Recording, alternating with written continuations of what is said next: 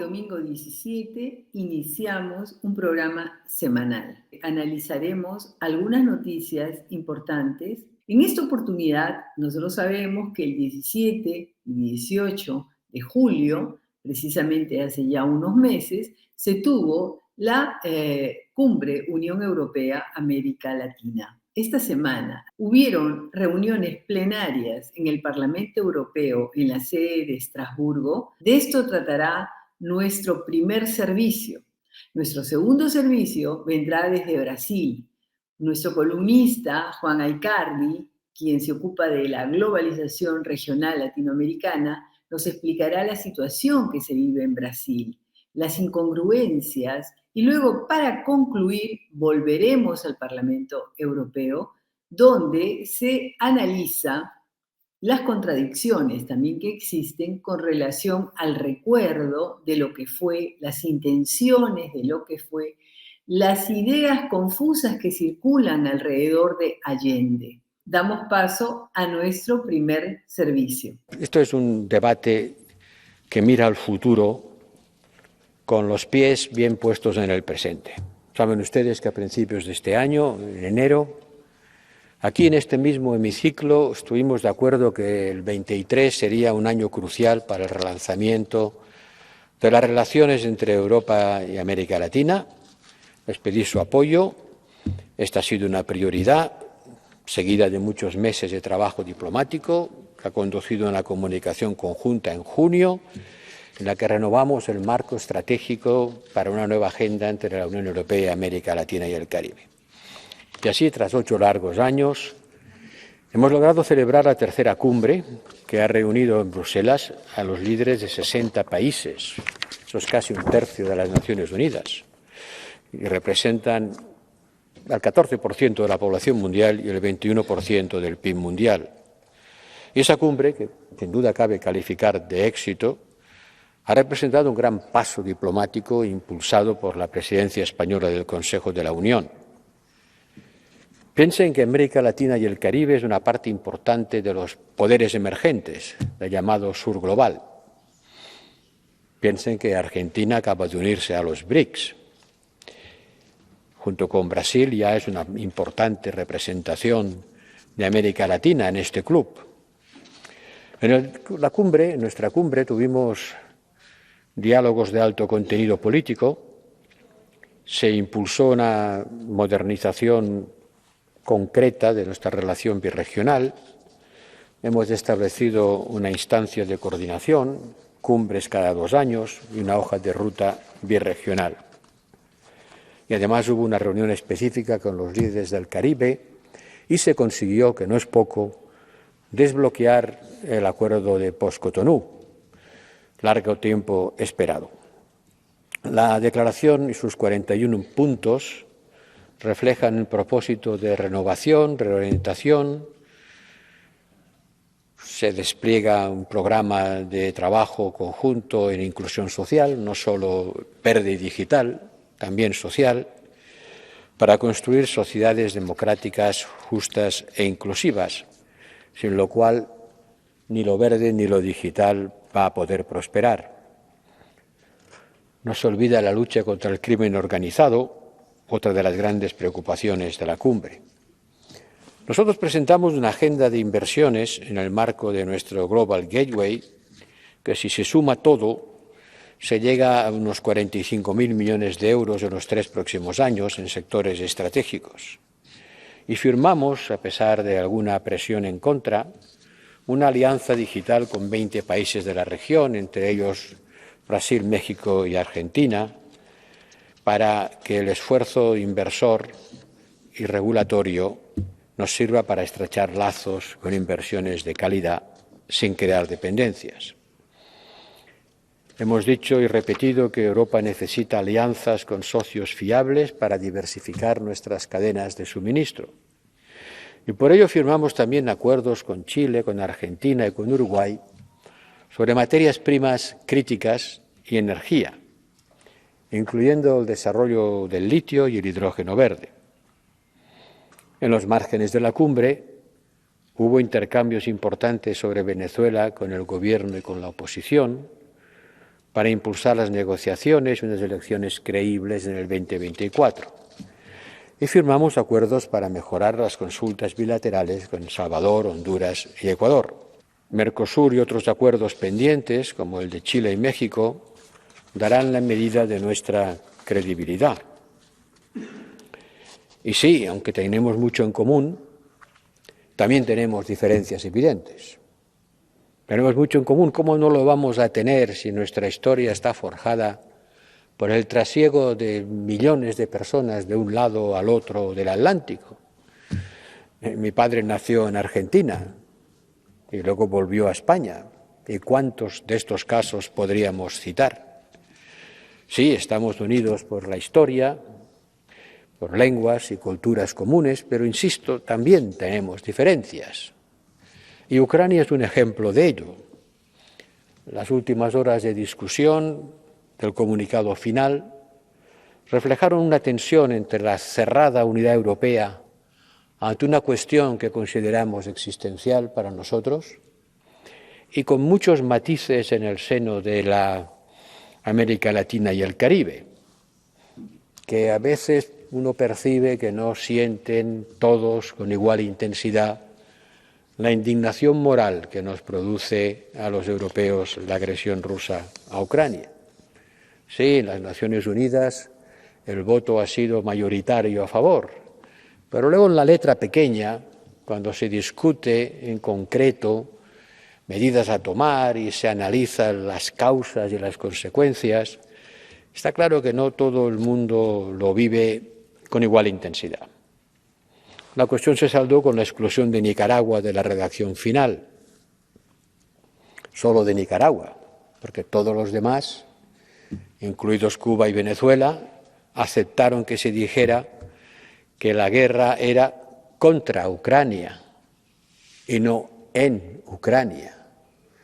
Pero acabo de ver que en el G20, el comunicado final, que como siempre es un equilibrio, se dice en Ucrania. Es decir, que nuestros esfuerzos en la reunión con CELAC, de alguna manera, no han sido seguidos por el comunicado del G20, donde los países occidentales allí representados han aceptado, a cambio de otras concesiones, la guerra en Ucrania. Es evidente que en Ucrania hay una guerra, no hace falta ser un genio para reconocer que hay una guerra en Ucrania. Pero el problema es saber qué clase de guerra hay en Ucrania, y esa guerra merece ser calificada como todos los Estados reunidos en la cumbre lo hicieron, que era una guerra contra Ucrania, una guerra de Rusia contra Ucrania. Lo único que no fuimos capaces de conseguir era Nicaragua, pero la verdad es que nunca pensé que tal cosa fuera a ocurrir y tampoco parece que fuera imprescindible conociendo la clase de régimen que hay en Nicaragua. El mensaje principal es que para nosotros, los europeos, es urgente comprender que debemos comprometernos no solo con nuestros problemas, sino con los problemas de los demás, con los problemas de nuestros socios. Y en mi particular análisis creo que hay que hacer esfuerzos en dos direcciones particulares. Poner más énfasis en la justicia social y en las desigualdades, asegurando que la defensa del planeta y el desarrollo tecnológico, eso de verde y digital, no es contradictorio con conseguir más justicia social y más bienestar compartido. Porque cuando hablamos de las transiciones, no deberíamos excluir la fábrica social, sin la cual no las conseguiremos. América Latina es el continente más desigual y por eso necesita que impulsemos no solo su bienestar en términos macroeconómicos, sino en términos micro, es decir, más justicia social y menos desigualdad. Y en segundo lugar, creo que no hay que concentrarse solo en proyectos de inversión, que son importantes, como no. Cables submarinos, energía limpia, litio, claro que son importantes. Pero también debemos reconocer que la infraestructura más importante es la invisible, la infraestructura institucional que permite vivir en libertad, que es lo que más nos une. Y es importante decirlo ahora, cuando se cumplen 50 años del aniversario del golpe de Estado en Chile. Creo que es el mejor recordatorio. Creo que es importante poner sobre la mesa cosas concretas, pero también es importante recordar los principios políticos que subyacen bajo nuestra acción. Estoy seguro que en nuestros intercambios encontraremos la forma de impulsar esta relación privilegiada que Europa debe tener con América Latina. Luego del informe de Josep Borrell, vinieron la réplica o la crítica, también la apreciación de muchos diputados europeos. Nosotros hemos seleccionado las intervenciones de 14 de ellos y al final la conclusión a la cual llega Borrell. La CELAC es el foro regional que aúna a 33 países latinoamericanos con la finalidad de intentar representar los variopintos intereses de esa región. Esta es una tarea cuasi imposible, pues este conglomerado es distinguidamente heterogéneo. Allí se reúnen distintas formas de gobierno que van desde las democracias consolidadas hasta las más crueles autocracias. Con el dolor de un iberoamericano, reconozco que lo único que tienen en común es lo que curiosamente hoy se fractura en España, su lengua, el español. Esto es muy triste. El hecho de que en los últimos 8 años han transcurrido las últimas cumbres de la Unión Europea y la CELAC evidencian la falta de interés y el descuido hacia este potencial socio fiable. Hoy, ante las carencias experimentadas por Europa como resultado de la invasión no justificada a Ucrania, que por cierto no fue condenada por la CELAC, resulta muy necesario tener este proveedor de fuentes de energía, de materias primas estratégicas y especialmente de alimentos para Europa en un futuro. Este es un momento muy crucial para ratificar los acuerdos bilaterales con Chile, concluir el acuerdo con México y particularmente firmar, después de 20 años de negociaciones, el acuerdo con Mercosur. Yo espero que bajo la presidencia española del Consejo esto lo logre Europa. La verdad es que me va a costar empezar esta intervención porque yo venía a reconocerle el éxito personal que usted ha tenido a la hora de ser el impulsor de esta reunión y realmente del éxito que ha significado la misma reunión, pero que es que cada vez que le escucho se le quita a uno las ganas de agradecerle su trabajo. Porque realmente usted, el trato que dispensa a estos diputados me parece injusto e inapropiado. Y le voy a decir por qué, porque este es un ejemplo donde el rol de los diputados ha sido muy importante para poder llegar a esta reunión. Este rol pesado, insistente, a veces hasta mordaz, o incluso a veces inapropiado también. Ha sido necesario para llegar hasta esta reunión. Hemos insistido, impulsado, mientras nadie lo hacía, la necesidad de poner en la agenda política de la Unión Europea la América Latina y el Caribe. Conseguido. Y yo, repito, a pesar de que solo tengo un minuto y que realmente no tenía ninguna gana, le quiero reconocer su trabajo y pedirle que siga usted insistiendo. Nos queda por delante menos de un año y espero que su trabajo nos permita que la pregunta que ahora nos formulamos y el ahora qué tenga una respuesta. Después de tantos piropos que recibe de los socialistas y comunistas, yo le tengo que decir que a mí me ha parecido que esta cumbre de la Unión Europea y de la CELAC ha sido un inmenso fiasco. Ha sido un inmenso fiasco porque usted no tiene resultados. Porque usted lo que ha traído aquí ha traído a una serie de países y a contradecirse a sí mismo. Pues usted dice que tenemos que tener una comunión de valores, porque sin esos valores comunes democráticos no funcionan, tampoco el desarrollo, tampoco el bienestar, la prosperidad no funciona. Y usted ha traído aquí a todos los regímenes narcocomunistas, a regímenes torturadores, a regímenes asesinos, y los ha traído y los ha mezclado con todos como si todos fuéramos iguales y tuviéramos los mismos valores. Y lo único que ha hecho ha sido blanquear a estos regímenes, como ahora mismo estaba diciendo, recordando a Chile, que por cierto ahora tenemos una sesión que empieza con una mentira. El asesinato de Allende pone en este Parlamento mintiendo incluso en lo que imprimen. El asesinato de Allende, nadie asesinó a Allende. Allende estuvo preparando una dictadura como la cubana, como la que usted protege como protege, ¿eh? Y eso se frenó. Y la prosperidad de Cuba, la prosperidad de Chile es la prosperidad de Chile.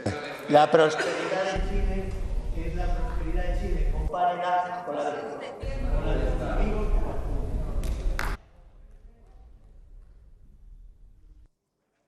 Medidas coercitivas contra Países Bajos y luego firma de acuerdos que permiten la importación masiva de carne de América Latina sin controles. Me gustaría entender cuál es la lógica.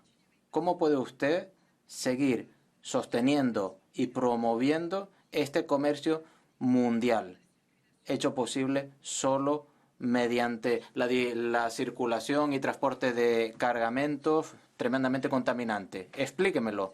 No me puedo creer que la única explicación que podamos encontrar sea la de que Europa entre en el mercado mundial a costa de acabar con nuestra agricultura y nuestra ganadería. Colegas, la guerra contra Ucrania, los precios de la energía por las nubes, la inflación récord, las reservas sobre China, todo ello justificaría la búsqueda de nuevos socios para Europa. La cumbre de la CELAC de julio podría haber servido para este impulso. Nos alegramos de que lo hayan organizado después de una interrupción de demasiados años. Sin embargo, no se concluyó allá ni un gran asunto pendiente. El acuerdo global UE-México lleva esperando su firma desde hace 3 años. El acuerdo Mercosur, que representaría para nosotros un nuevo mercado de 260 millones de personas, se aleja cada vez más por haber planteado nuevas condiciones y nos sorprende que los 4 países sudamericanos no aplaudan. La Comisión deja que algunos Estados miembros cubran sus deseos proteccionistas con un manto verde, privando a miles de empresas europeas de oportunidades de negocio. Pido a la Comisión que cambie. Lleven a término cuanto antes los acuerdos ya negociados. Esto es lo que exige el interés económico de la Unión y eso es lo que creará más empleo en Europa. Además, traten a sus socios extranjeros como iguales, sin ideología y con respeto. Si no lo hacemos así, tememos que América Latina busque amigos en otras partes. No arriesguen el futuro de nuestras empresas, que van a buscar su vida dejando el viejo continente.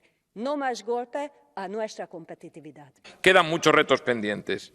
La presencia de personas sancionadas por la Unión Europea es una clara anomalía y, en general, la presencia y aceptación de dictaduras como Cuba, Venezuela y Nicaragua son motivo de vergüenza. Miramos al futuro y apostamos firmemente por profundizar en beneficio de ambos las relaciones entre las dos regiones. La agenda a seguir pasa necesariamente por el respeto de nuestros valores compartidos y la defensa de la democracia y los derechos humanos.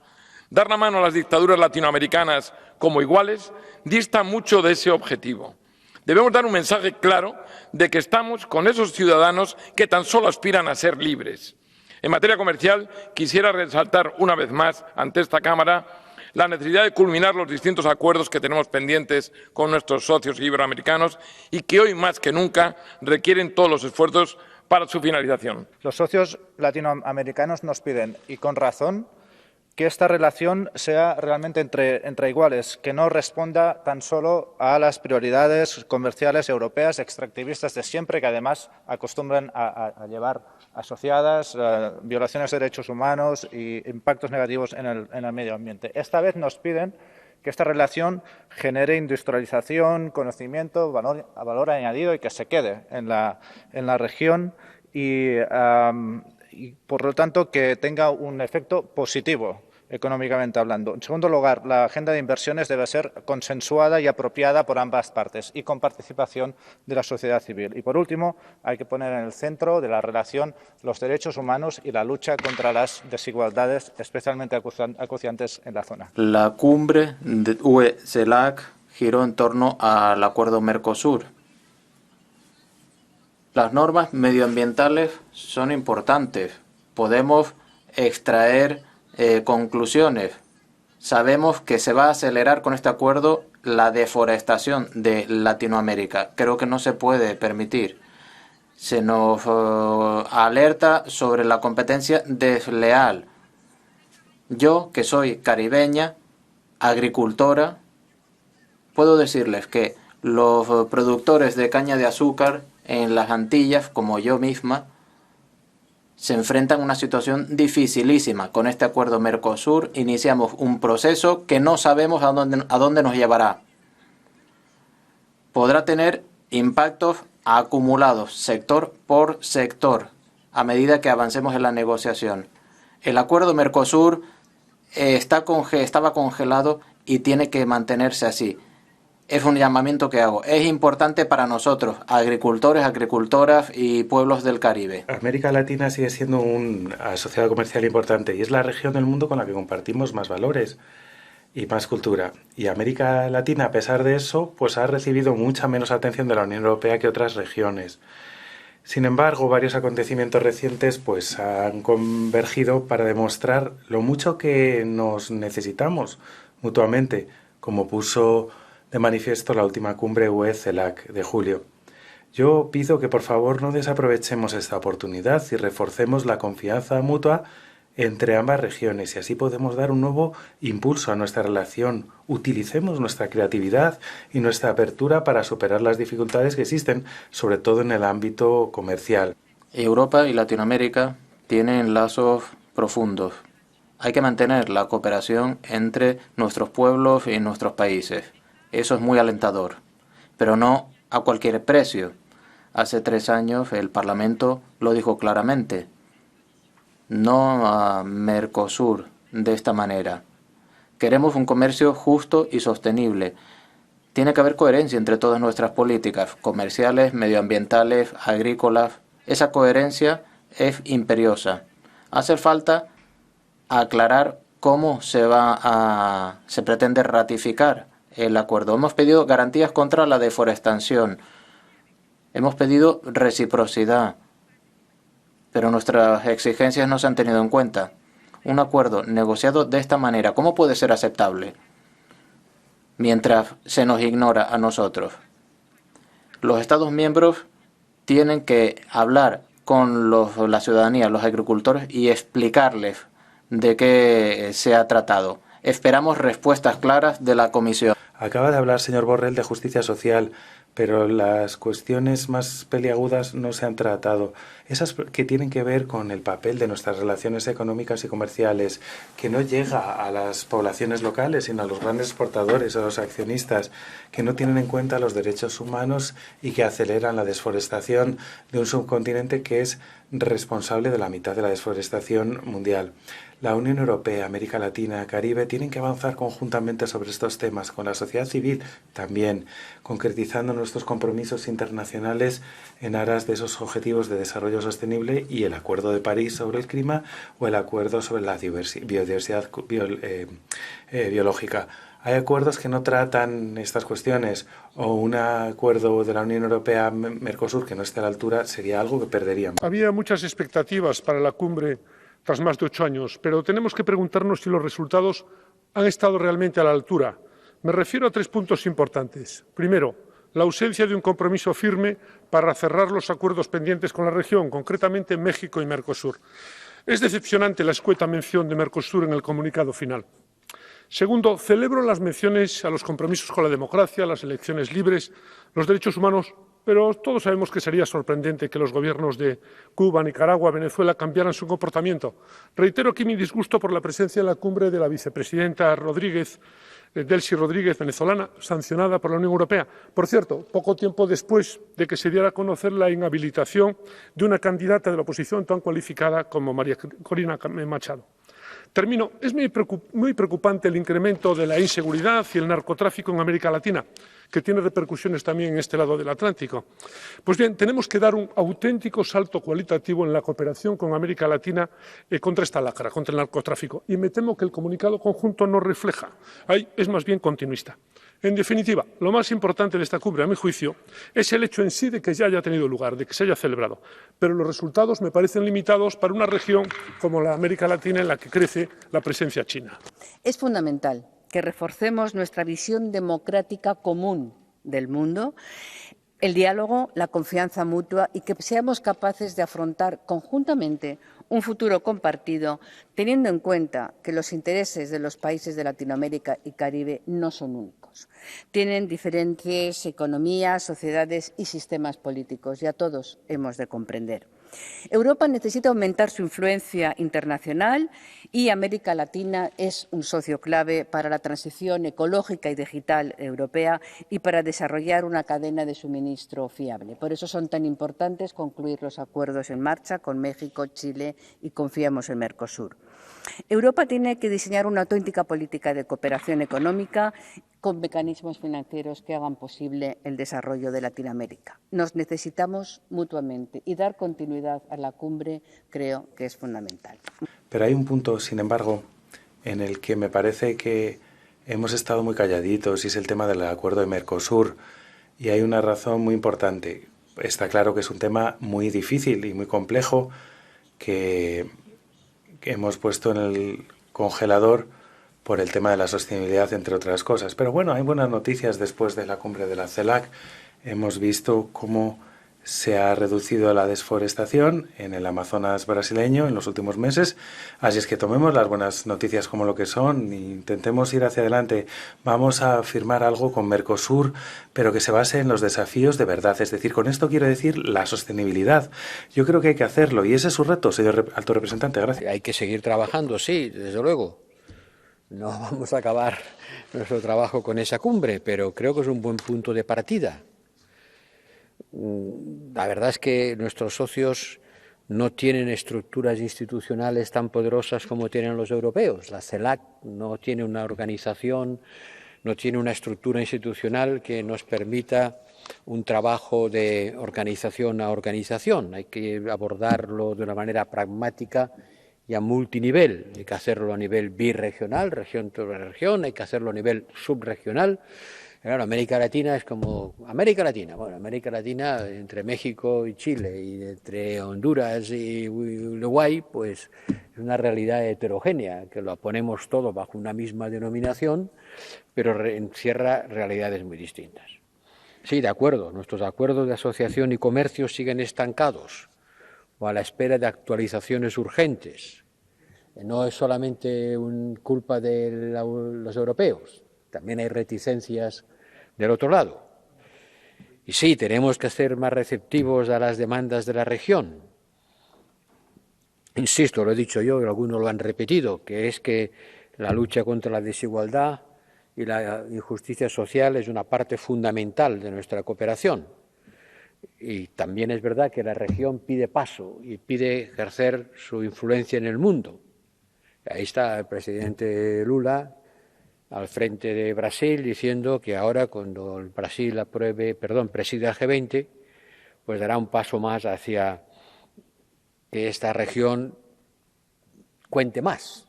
Y hay que dejarle espacio para que cuente y que pueda desarrollar su influencia en las principales mesas de decisión del mundo. Y yo quiero tomar una frase o una denominación que podríamos llamar denominación de origen, que le tomo prestada al presidente Petro, cuando dice que tenemos que contribuir a lo que él llamó una prosperidad social descarbonizada. Es una buena manera de poner junto todo, ¿no? Hay que hacer prosperidad.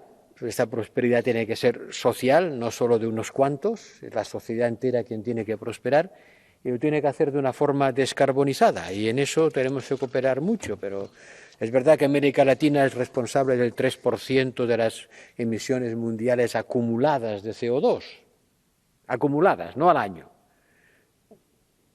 3%. Y naturalmente cuando le hablamos de descarbonizar, dice, oiga, descarbonicen ustedes, que son los que han carbonizado. y algo de razón les asiste a la hora de repartir las responsabilidades y las soluciones. Tengo que agradecer a todos sus intervenciones, incluso a aquellos que han sido elogiosos a pesar de ellos mismos, a pesar de su tendencia innata a no serlo. Le agradezco que se haya superado o vencido a sí mismo, es una buena gimnasia psicológica. Espero que siga por este camino y pueda hacer lo mismo en plenos sucesivos. Y es una lástima que no esté aquí el diputado más crítico, que me criticaba por haber llevado aquí a regímenes políticos. Mire, yo no he llevado a nadie. Yo no he llevado a nadie. Yo he invitado a CELAC. Y CELAC es un club que está formado por quien está formado. Y no han considerado oportuno excluir a ninguno de sus miembros. O sea que, por favor, yo comprendo la tendencia demagógica de algunos, pero todo tiene sus límites. O sea, la Unión Europea ha invitado a CELAC. Y CELAC es lo que es. Y si hubiéramos dicho, no, este no me gusta, que no venga, pues no habría habido cumbre, que es a lo mejor lo que a alguno le hubiera gustado. Y ya que son tan exigentes con la calificación política de algunos estados, la próxima vez que hagamos otra cumbre regional con otra región del mundo, hagan también el favor de decir que no deben venir este y este, porque en todas las familias hay alguien que políticamente no está alineado con nuestras posiciones. Pero si yo solamente hablara con aquellos con los que comparto los mismos valores, mi jornada de trabajo acabaría a las 12 del mediodía. Muy buenas noches, Isabel. Te agradezco la oportunidad de poder hacer un resumen de lo que he escrito durante la semana. Voy a empezar por Brasil porque es lo más, digamos, connotable que existe en estos momentos, en que siendo el gigante de América Latina, pues todo lo que haga repercute en los demás países, ¿no?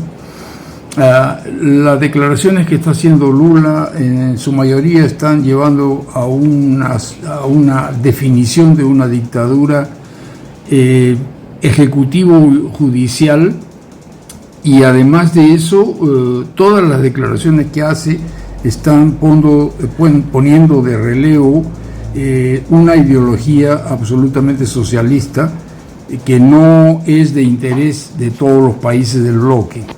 Ya se ha manifestado Argentina, el futuro bastante probable presidente de Argentina, Milei, ha salido al aire a declarar de que él no se va a alinear con Brasil, que él rechaza las declaraciones de Lula y el apoyo que él le da a los dictadores, o sea, refiriéndose a Venezuela, Cuba, China, Rusia, etcétera, ¿no?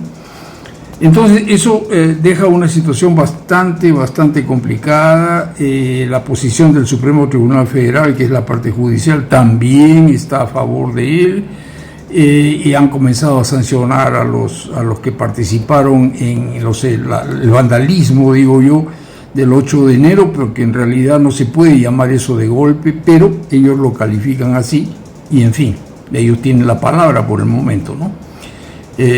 Eso en lo que respecta al Brasil. Por otro lado, tenemos la situación en el Perú. En el Perú yo veo de que lo que existe es una absoluta indefinición hasta ahora, a pesar de que continuamente se viene reclamando. No hay una definición política del gobierno, hay un marasmo político que es muy sospechoso, ¿no? Porque el origen del político que tiene Dina Boluarte es el origen de Perú Libre, ¿no? Entonces es una política socialista.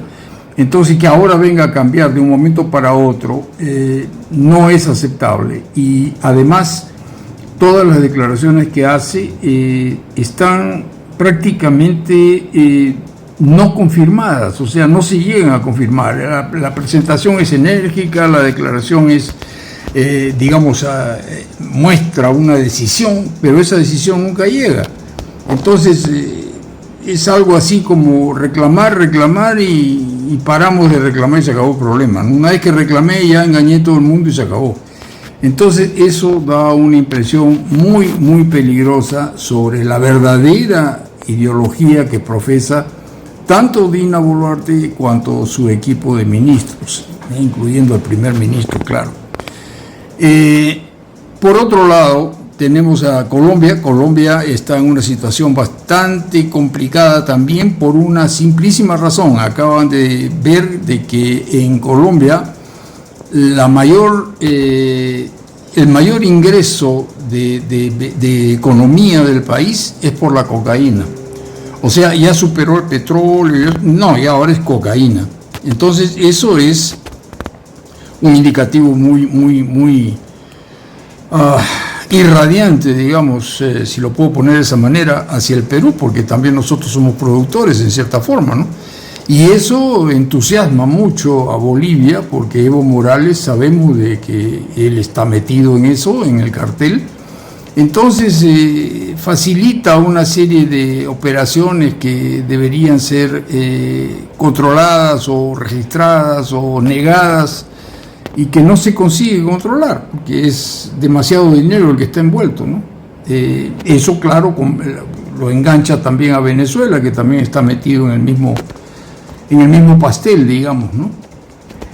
Chile ha venido en una caída violenta de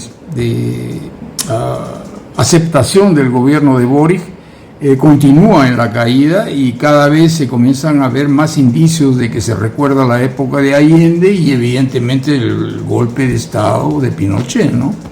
Entonces es como decir, cuidado que estamos observando, porque ya hay un elemento grave que es la futura pérdida del control marítimo por causa del puerto, del megapuerto de Chancay en nuestro caso, ¿no?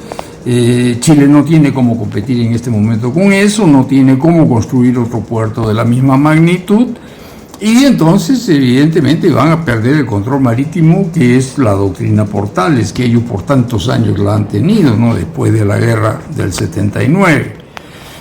Ahora, en este ambiente viene a caer el asunto de que Brasil está terminando la vía férrea que une el norte de Brasil con San Paulo y con el sur. Eso querría decir que se integraría con la red que está en un 70%, me parece, de avance, que era de San Paulo, pasando por Argentina, Paraguay y llegando a Arica, bypaseando Bolivia, que reclamó hechos de paso, ¿no? Pero si eso se continúa, que parece que se va a continuar, entonces tendríamos dos posibilidades de unión. Esa sería una y la otra sería saliendo de San Paulo directamente hacia el Perú, en lo que sería la carretera transoceánica, que ahora sería la vía férrea transoceánica, acompañada de la carretera colateralmente, lo que aceleraría tremendamente el flujo de material, ¿no? El flujo de comercio. Y aparte hay otro aspecto interesantísimo, ¿no? De que se integraría con la red que está en un 70%, me parece, de avance, que era de San Paulo, pasando por Argentina, Paraguay y llegando a Arica, bypaseando Bolivia, que reclamó hechos de paso, ¿no? Pero si eso se continúa, que parece que se va a continuar, entonces tendríamos dos posibilidades de unión. Esa sería una y la otra sería saliendo de San Paulo directamente hacia el Perú, en lo que sería la carretera transoceánica, que ahora sería la vía férrea transoceánica, acompañada de la carretera colateralmente, lo que aceleraría tremendamente el flujo de material, ¿no? El flujo de comercio. Y aparte hay otro aspecto interesantísimo, ¿no? De que esa implementación de las vías férreas provoca una especie de satelización para abastecimiento. O sea, los lugares que producen y que están cerca de esa línea van a tener facilidad para poder comercializar sus productos con mayor beneficio, ¿no? Con más barato, el transporte, en fin. Entonces, esa es la situación que se está viviendo, ¿no? Entonces, a pesar de que existe esa posibilidad de que Brasil cierre el enlace comercial con el Perú a través del puerto de Chancay y con intervención de China,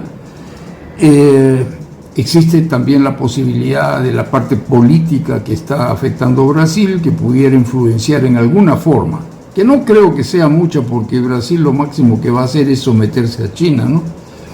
El problema estaría justamente en eso, en que no tengamos nosotros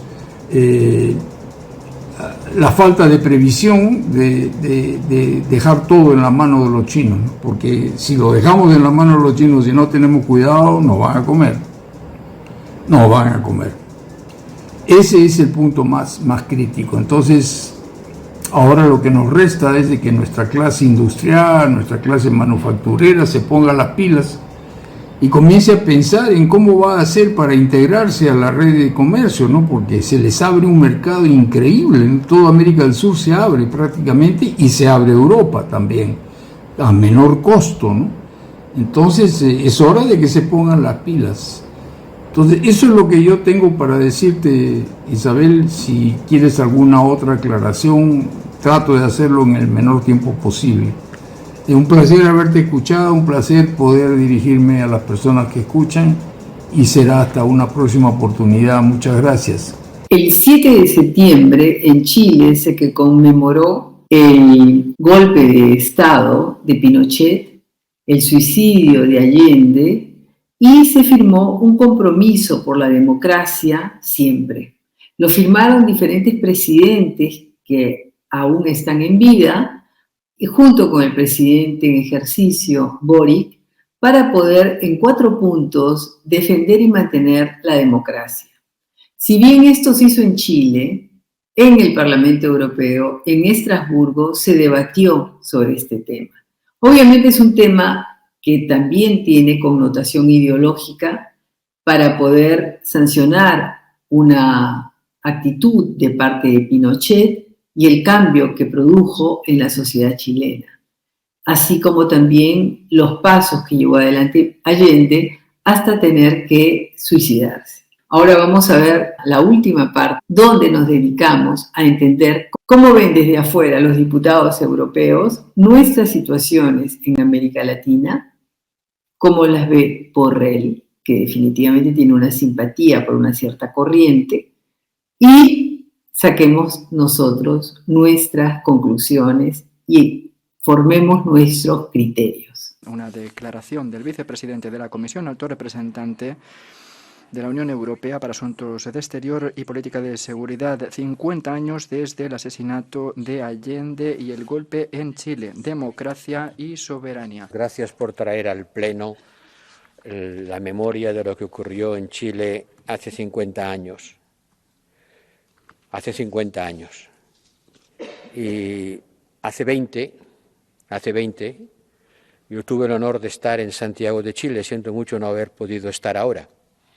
Pero hace 20, es decir, 30 después, estuve en La Moneda, en una ceremonia emotiva que consistió en abrir la puerta de la calle Morandé número 80. La calle Morandé es una de las calles que bordean el perímetro de la Moncloa, de La Moneda. Por esa puerta salió el cadáver de Allende.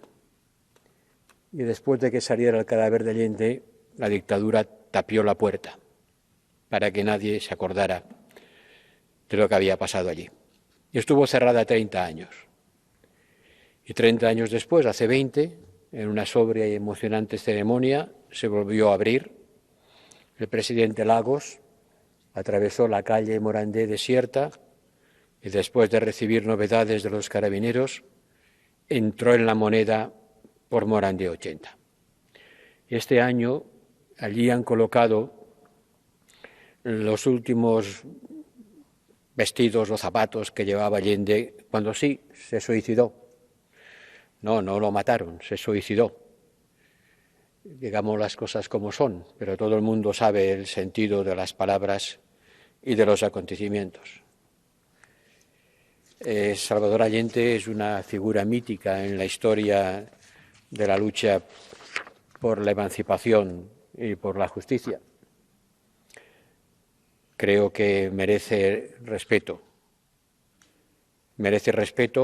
y merece reconocimiento, porque simboliza, creo que su nombre es inseparable de la lucha por la justicia social, en un Chile que cuando él llegó a la moneda el 2% de las familias controlaban el 50% del ingreso nacional y 200 niños de cada 1000 morían precozmente. La pobreza brutal y, por supuesto, multidimensional que él se esforzó en intentar corregir.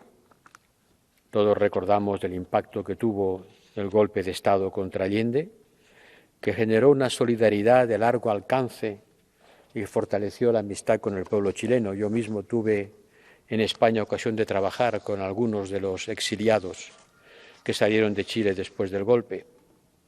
Y ahora, en la moneda, se ha vuelto a recordar esos tristes acontecimientos. Y sí, hay que reconocer que la andadura de Chile, después de que recuperase la democracia, ha demostrado las profundas heridas que ha dejado en esa sociedad la experiencia de la dictadura.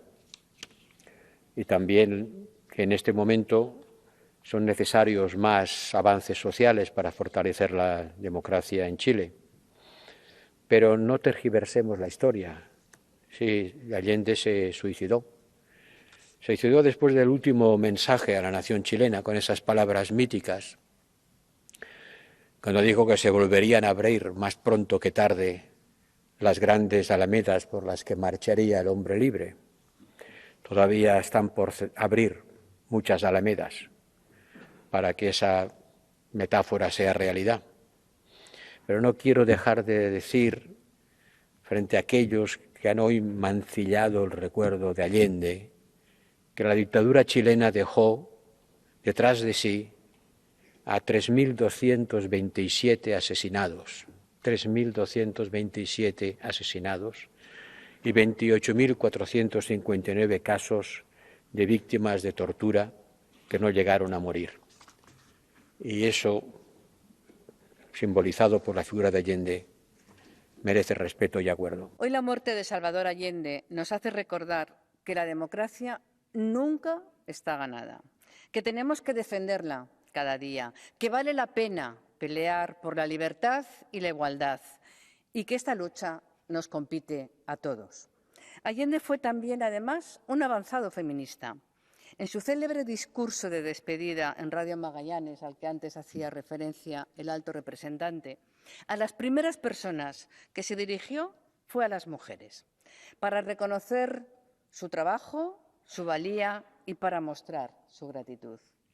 Pese a los funestos años de Pinochet, Chile es hoy en día un ejemplo de democracia consolidada en todo el mundo, con defectos y virtudes, pero orgullosa de sí misma. Según el Índice de Salud Democrática Global elaborado por The Economist para el ejercicio 2022, en el mundo solo hay 24 democracias plenas, entre ellas, desde luego, España, pero Chile también lo está, y representan tan solo el 8% de la población mundial. La dictadura de Pinochet, señor Terst, así como las autocracias, fueron y son un mal negocio para los ciudadanos. La dictadura no solo acabó con las libertades, sino que perjudicó la economía y disparó la desigualdad. Les voy a dar dos datos muy significativos. Al inicio de la dictadura, el ingreso por habitante de Chile suponía el 28% del de Estados Unidos. Al final de ese periodo, ese porcentaje había caído 3 puntos hasta el 25%. Por el contrario, en solo 8 años de democracia, el ingreso por habitante en Chile respecto al de Estados Unidos aumentó 9 puntos, hasta el 34%, y en 20 años casi se ha duplicado. Paralelamente, la dictadura de Pinochet consiguió que el salario mínimo real fuera menor en 1989 que en 1974, 15 años después, agrandando la brecha entre ricos y pobres, mientras que en los 8 primeros años de democracia el salario mínimo aumentó en Chile un 66% y la pobreza se redujo a la desigualdad. Por eso es difícil entender por qué un porcentaje tan elevado de la población chilena no considera perjudicial la dictadura. Algo habrá que hacer. Y la Unión Europea y Chile tenemos que renovar el compromiso por la democracia, la solidaridad y la cooperación. La Carta Democracia Siempre, firmada por el presidente Boric y por todos los expresidentes de Chile tras la dictadura, es un gran paso en defensa de la democracia. Queridos colegas y alto representante, creo sinceramente que el mayor homenaje que podemos rendir hoy a Salvador Allende es seguir defendiendo sus ideales, que son los nuestros, en la lucha por la democracia, la justicia social y las relaciones de respeto entre los países. Conmemoramos hoy los 50 años del golpe de Estado militar en Chile. Conmemorar como forma de condena de una fecha tan trágica para la democracia chilena, tan terrible para todos aquellos ciudadanos que fueron asesinados, desaparecidos, torturados, secuestrados, encarcelados o exiliados por un régimen criminal y totalitario. Conmemorar es una obligación, de este modo, para todo demócrata con independencia de su ideología política, o así debería serlo. En el marco de esta infausta fecha, el presidente de Chile ha impulsado el Compromiso de Santiago, un manifiesto que tiene 4 puntos. El primero, cuidar y defender la democracia y el Estado de Derecho. Segundo, enfrentar los desafíos de la democracia con más democracia, nunca con menos. El tercero, fortalecer los espacios de colaboración entre los Estados. Y el cuarto, defender los derechos humanos sin anteponer ideología alguna a un respeto incondicional que merecen. Este manifiesto culmina con una idea fundamental. Cuidamos la memoria porque es el ancla del futuro democrático que demandan nuestros pueblos. Conmemorar como condena y recordar como advertencia es una obligación política y ética. Por ello, y en la línea del Compromiso de Santiago, es fundamental defender y recordar que lo contrario de la memoria es el olvido, que lo contrario de la defensa del Estado de Derecho es atacarlo o negociarlo con sus enemigos, y que lo contrario de la justicia es la amnistía que amnesia la historia y el delito. Y del mismo modo que hay que señalar a quienes conmemoran pero celebran y a los que conmemoran y condenan algunos golpes mientras defienden y amparan otros, también hay que estar muy alerta de quienes defienden la democracia mientras se asocian, negocian y mercadean los principios democráticos y el Estado de Derecho con golpistas. En resumen, conmemorar como condena y como forma de denuncia de aquellos que defienden la memoria mientras practican el olvido es el mejor respeto que le podemos tributar a la democracia chilena. 50 años del golpe de Estado en Chile y del asesinato del presidente de la Unidad Popular. El proyecto de Salvador Allende sigue vigente en las demandas de igualdad, de memoria histórica, de democracia y libertad. A Allende lo traicionaron porque estaba combatiendo la desigualdad en Chile, con cambios transformadores. Sin dar un paso atrás, pagó con su vida la lealtad al pueblo. Y la dictadura trajo años de silencio y fue gracias a la lucha de fuerzas sociales de izquierda, del pueblo mapuche, movimientos sociales y organizaciones de derechos humanos y de memoria que su legado se mantuvo y sigue vivo, desde Recoleta a Temuco, desde Santiago a Chiloé. El Allende, Salvador, es patrimonio del mundo, no solo de Chile, es un referente internacional al que hoy deberemos de homenajear en el Parlamento Europeo, como se homenajeó ayer en las calles y veredas de Chile. Por eso, hoy más que nunca está vivo, y es lo contrario de las fuerzas de extrema derecha que atacan a gobiernos democráticos con discursos de odio. Allende es el nunca más a la tortura, al asesinato, al exilio y a las desapariciones. Allende es democracia, dignidad, igualdad. Allende es pueblo, porque, como él dijo, tienen la fuerza, podrán avasallarnos, pero no se detienen los procesos sociales ni con el crimen ni con la fuerza. La historia es nuestra y la hacen los pueblos. Compañero Salvador Allende, presente, ahora y siempre. Allende vive, la lucha sigue. Hemos empezado con la mentira del asesinato, que se ha vuelto a repetir. No fue asesinado Salvador Allende se suicidó. Y la otra mentira, he oído que era feminista, era un mujeriego notario, un mujeriego que ridiculizó a su mujer hasta el hastío, para ridiculización pública y continua de su mujer. Dicho eso, señor Borrell, la dictadura de Pinochet duró 16 años y quedó un país que, como todos han dicho, es floreciente democracia. Cuba lleva 64 años en la miseria. Ha hablado usted de 3.000 muertos en Chile. ¿Cuántos muertos llevamos en Cuba? ¿Cuántos muertos llevamos en Venezuela en 20 años? Y ahí está usted protegiendo a esos regímenes y llorando por una dictadura que dejó un país en marcha, no dejó un país en ruinas, cogió un país en ruinas, porque si ven ustedes cómo estaba Chile con Allende, cómo estaban ocupando, cómo estaban matando, cómo estaban usurpando, cómo estaban entrando a las fábricas y llevándoselas y secuestrando a los capataces y secuestrando a los dueños y matando a la gente y tiene usted las cartas de Frey y tiene usted las cartas de la Corte Suprema y tiene usted la carta común del Senado y del Congreso viendo lo que era aquella ruina.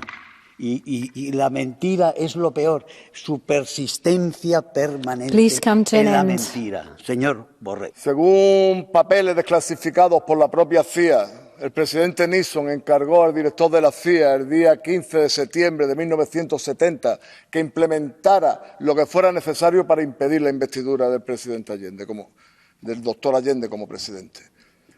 Fracasó el director de la CIA y se lo encargó a alguien más eficaz, a Henry Kissinger, que organizó el golpe de Estado que, con la complicidad necesaria de poderes financieros, patronales y mediáticos, ejecutó el asesino, el criminal, el sanguinario general Allende. Miles de asesinados, miles de desaparecidos, miles de torturados y, a continuación, el Plan Cóndor. Un Plan Cóndor que se dedicó a asesinar a dirigentes de izquierda de toda América Latina, especialmente del Cono Sur. Como hemos podido ver ahora mismo, los fascistas de hoy ya no necesitan llevar camisa parda, camisa azul, camisa negra, ni siquiera uniforme militar. Pueden ir vestidos de Armani, pero siguen expandiendo el mensaje de odio, siguen expandiendo un mensaje contra las mujeres, contra la gente de izquierda, contra el movimiento LGTBI, contra los inmigrantes, por supuesto, contra cualquiera que se salga de aquellos que ellos consideran lo correcto. Nosotros tenemos que darnos cuenta que la mejor vacuna contra el fascismo, porque lo estamos viviendo ya aquí, es la justicia social y la unidad frente al fascismo. Cuando los políticos no resolvemos los problemas, aparece la peor de las políticas, que es el fascismo. Historia siempre, no pasarán. El 11 de septiembre de 1973 acababa la esperanza del pueblo chileno, la sociedad justa que encarnaba Salvador Allende. Miles fueron torturados, desaparecidos durante la dictadura de Pinochet.